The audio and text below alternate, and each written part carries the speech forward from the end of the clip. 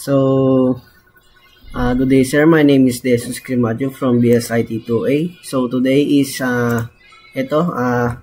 papakita ko yung kiosk system. So yung kiosk system is like, ginagamit siya sa mga fast food restaurants, ganon. Like yung mga pagka mag-order ka ng mga menu or mga items sa isang fast food restaurant. So, ito yung back end niya. Yan. So, medyo marami yung sa backend ng kiosk. So, run muna natin. So, ayan. Ito yung actual system ng kiosk. So, nakapangalan siya is Jollibee. So, mag-add tayo ng mga menu. Like, maglalagay tayo ng burger. Yan, tapos yung price niya, so example natin is price ng burger is 30. Yan, bali na add na yung menu. So add to order ay yung, so mag-add pa tayo ng isa. So sample is fried chicken.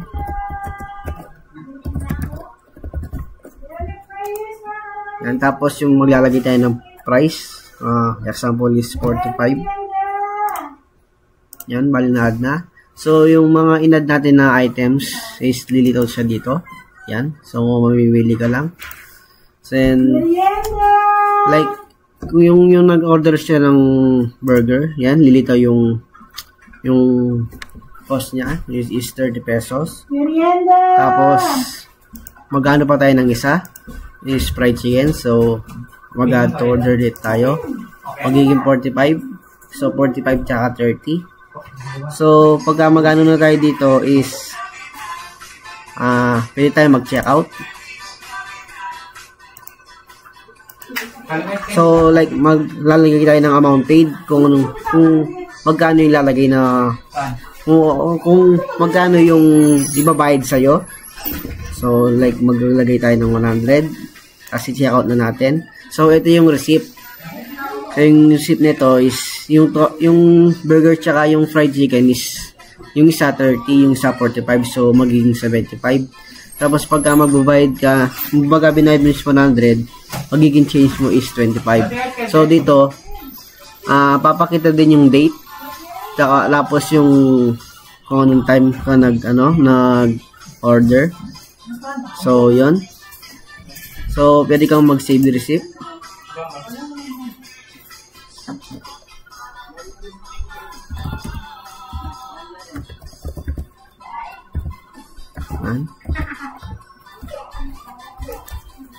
So, yan. So, bali na save na yung receipt. Then, pwede rin tayo mag-update ng menu. So, pwede natin i-update yung price ng fried chicken. So, yung cost ng fried chicken is 45, is gagawin natin 50. Yan.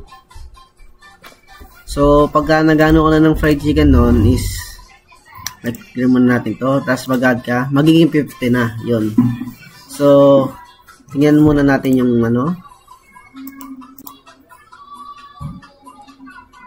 tingnan natin yung resibo.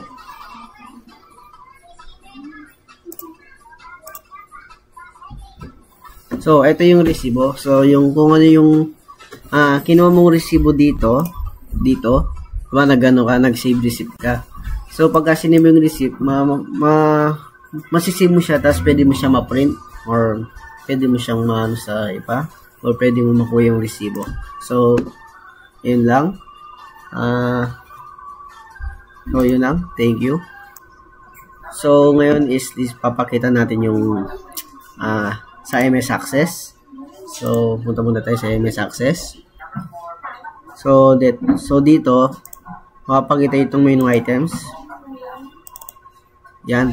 Kung ano yung nilagay natin dun sa system, kung ano yung nilagay natin mga menu doon, is lilitaw din siya. Pakita muna natin. Yan.